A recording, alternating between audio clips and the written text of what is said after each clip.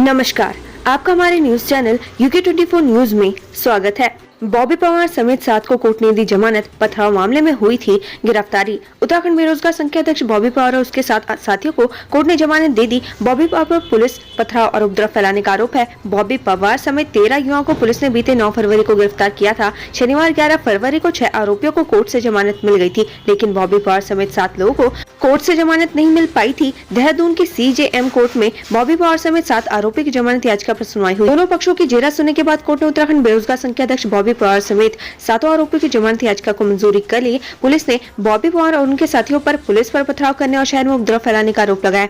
बता दें कि बीते 9 फरवरी को उत्तराखंड बेरोजगार संघ के बैनर तले बड़ी संख्या में युवा देहरादून के घंटाघर पर एकत्रित हुए थे, जहां पर वे भर्ती परीक्षाओं में धांधली की CBI जांच की मांग कर रहे थे। इस दौरान कुछ पुलिस ने जब प्रदर्शनकारियों को जबरदस्ती वहां से हटाने का प्रयास किया तो कुछ लोगों ने पुलिस पथराव पर कर दिया, जिससे पूरे इलाके का माहौल तनावपूर्ण हो गया था। वहीं पथराव के बाद पुलिस को भी लाठीचार्ज करना पड़ा। इस घटना के बाद पुलिस ने उत्तराखंड बेरोजगार संघ के अध्यक्ष बॉबी पवार समेत 13 लोगों को गिरफ्तार किया था, जिसमें 6 आरोपियों को बीते शनिवार को कोर्ट से जमानत मिल गई थी। वहीं बॉबी पवार समेत 5 बाकी 7 आरोपियों को आज 15 फरवरी को कोर्ट से जमानत मिल गई है। बता दें कि देहरादून पुलिस ने पथराव करने वाले कुछ लोगों के फोटो भी सार्वजनिक किए हैं, जिनकी पुलिस ने पहचान कर ली है और उन पर मुकदमा भी दर्ज किया गया है। बॉबी पवार और उनके साथियों की रिहाई और उनके खिलाफ दर्ज सभी मुकदमों को वापस लेने की मांग करते हुए कांग्रेस भी सरकार के खिलाफ सड़कों पर विरोध प्रदर्शन कर रही है।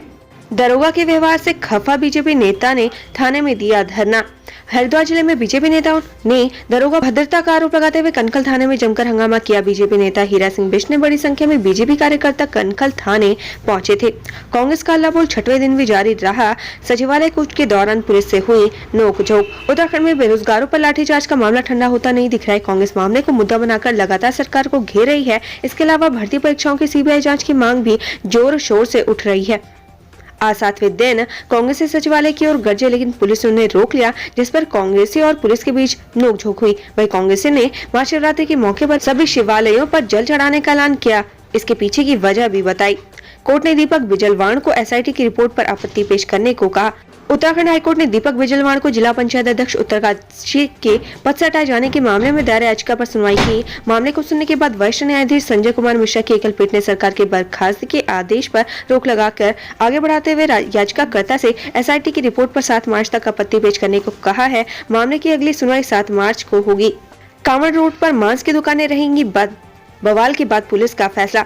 उधमसिंह नगर जिले के जसपुर में हुई बवाल के बाद SSP मंजूनाथ TC ने जहां अज्ञात लोगों के खिलाफ मुकदमा दर्ज करने का आदेश दिया है, तो कांवड़ रोड पर 18 फरवरी तक मांस की दुकानों को बंद रखने का निर्देश दिया। कांवड़ियों ने हाईवे पर जो जाम लगाया था उसे भी पुलिस ने खुलवा दिया है। कैबिनेट ने जोशीमठ राहत पैकेज को दी मंजूरी। स्थायी पुनर्वास के लिए 3 विकल्प। आज सचिवालय में उत्तराखंड कैबिनेट की बैठक हुई, जिसमें जोशीमठ में दरार और भूधसाव को लेकर अहम फैसले लिए गए, जिसके तहत जोशीमठ में व्यावसायिक भवनों के लिए स्लैब निर्धारित किए गए हैं। ऐसे में 5 स्लैब के मुताबिक ही व्यावसायिक भवनों का मुआवजा दिया जाएगा। इसके अलावा प्रभावित परिवारों के स्थायी पुनर्वास के लिए 3 विकल्प रखे जाएंगे। निष्कासित छात्र नेताओं की चेतावनी। राहुल गांधी और खड़गे से करेंगे शिकायत। 6 साल के लिए NSUI से निलंबित किए गए छात्र नेताओं ने अपने निष्कासन का विरोध किया है। छात्र नेताओं ने चेतावनी दी है कि निष्कासन वापस नहीं लिया तो राहुल गांधी और कांग्रेस के राष्ट्रीय अध्यक्ष मल्लिकार्जुन खड़गे से मुलाकात करेंगे। 2 नई गिरफ्तारियां। 25-25 हजार लेकर रिजॉर्ट में हल करवाया था पेपर। उत्तराखंड राज्य लोक सेवा आयोग से हुए पटवारी पेपर लीक मामले में लगातार कार्रवाई जारी है। आज SIT ने 2 और आरोपियों को गिरफ्तार किया है। बताया जा रहा है कि आरोपियों की गिरफ्तारी सहारनपुर बिहारीगढ़ के एक रिजॉर्ट से की गई थी। दोनों पर आरोप है कि उन्होंने 25-25 हजार लेकर सहारनपुर के एक रिजॉर्ट में छात्रों से पेपर हल करवाए थे। अब तक इस मामले में कुल 15 लोगों की गिरफ्तारी हो चुकी है। कमिश्नर दीपक रावत ने फरियादियों और अफसरों को बिठाया आमने सामने, सुलझाई समस्या। Kumaon commissioner Deepak Rawat smart IAS में गिने जाते हैं। जनता से जुड़े मुद्दों पर दीपक रावत हर एंगल से सोचते हैं। उनका जनता दरबार भी अक्सर चर्चाओं में रहता है। इस बार दीपक रावत ने फरियादियों और संबंधित विभाग के अधिकारियों को आमने सामने बिठाकर समस्याएं सुलझाई।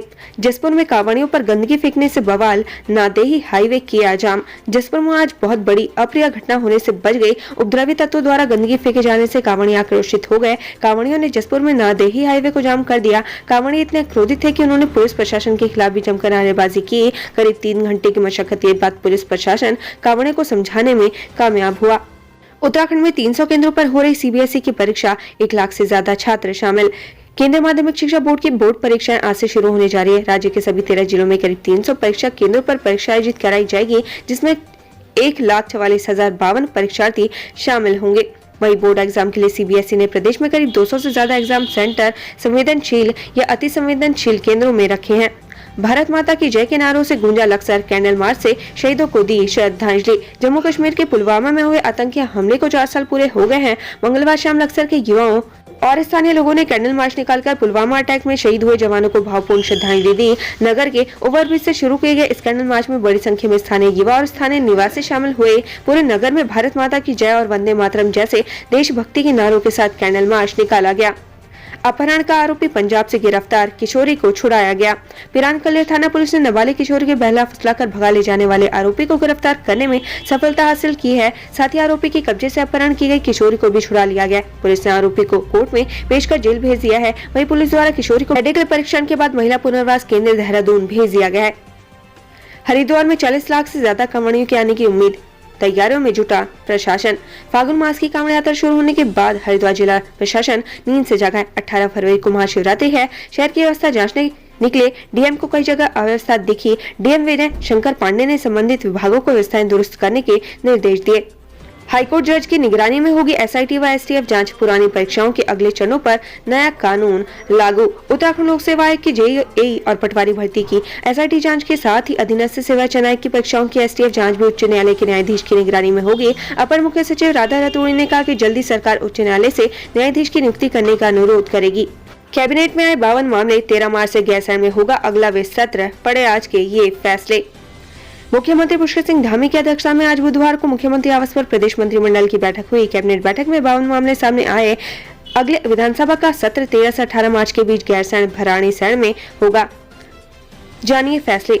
रेरा का ढांचा 31 पद सृजित किए गए। दिव्यांग बच्चों की शिक्षा के लिए स्कूल 3000 वर्ग मीटर सरकारी भूमि पुरुकुल में खुलेगा। आवास मसूरी में पीडब्ल्यूडी के गेस्ट हाउस की जगह मल्टी स्टोरी पार्किंग बनी है, उसे 15 मीटर तक बनाने की शिथिलता दी गई है। ऋषिकेश एम्स की ब्रांच किच्चा के पास खुल रही है, जिसकी बाउंड्री के चारों तरफ 1 किलोमीटर में मास्टर प्लान, तब तक निर्माण पर रोक। ससपुर के राजकीय आईटीआई को लैब बनेगी। बंदी रक्षक कारागार के नियुक्ति प्रभारी बदले। खेलकूद मुख्यमंत्री खेल विकास निधि को देखने के लिए समिति बनाई गई। सीएम की अध्यक्षता में सदस्य, सीएस सचिव खेल भी सदस्य।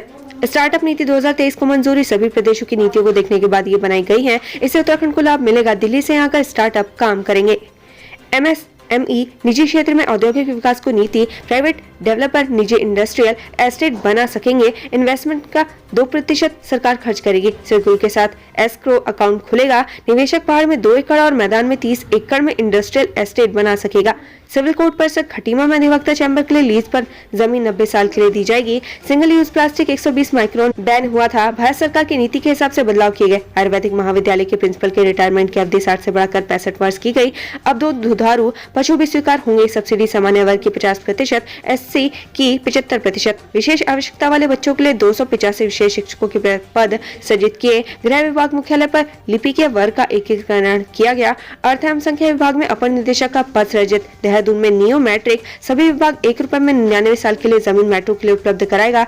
गन्ना विकास खंडसारी नीति। खंडसारी मालिक को राहत, न चल पाने पर लेट फीस से। परिवहन निगम 100 बसें खरीदेगा। इसके लिए 30 करोड़ लोन लिया जाएगा, जिसका ब्याज सरकार देगी। रवाई जौनपुर संस्कृति जन कल्याण समिति को जमीन।